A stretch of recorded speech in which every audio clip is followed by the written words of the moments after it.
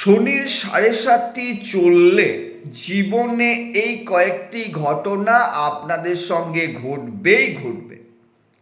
এই শনির 7.5ই 7.5 বছর কোনো রাশির উপর এটি চলে। এই মুহূর্তে আমরা জানি কুম্ভ রাশি, মীন রাশি এবং মেষ রাশি, এই তিনটি রাশির উপর শনির 7.5ই চলছে। কুম্ভ রাশি তো খুব ভালো করেই বুঝতে পারবেন এই কথাগুলো। মীন রাশি এবং মেষ রাশি এই 7.5ই চললে এই সময়টাতে সেই জাতক বা জাতিকার অত্যধিক মানসিক চাপ, অত্যধিক টেনশন কোথা থেকে যেন এসে মাথার উপর বোঝা করবে, এটা প্রথম লক্ষ্য করা যায়।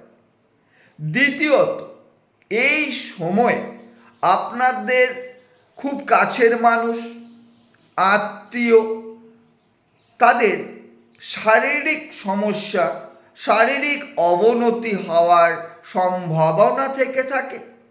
এবং 3 নাম্বার যেটি বিশেষ গুরুত্বপূর্ণ, সেটা যে এই সময় আপনারা যাকে যত বেশি বিশ্বাস করেন, যার প্রতি যতটা ডিপেন্ডেন্ট, যার সাথে আপনারা সমস্ত কথাবার্তা শেয়ার করেন এবং তার সাথে আপনাদের একটা বিভৎস টান অনুভব করেন, সেই সমস্ত মানুষজনের কাছ থেকে আপনারা প্রতারিত হতে পারেন বা সেই সমস্ত মানুষরা আপনাদের সঙ্গে ছল করতে পারে। এবং লাস্ট, শনির 7.5টির শেষ মুহূর্তে আপনাদিকে এমন একজন ব্যক্তিত্ববান ব্যক্তি শনি মহাদেব তৈরি করে দেবেন, যে যত ভ্রম, যত মিথ্যা আশ্বাস, মিথ্যা প্রতিশ্রুতি নিয়ে আপনারা বেঁচে ছিলেন, সমস্ত থেকে ওভারকাম করে একটা সম্পূর্ণ নতুন মানুষ হিসাবে আপনারা আত্মপ্রকাশ করবেন।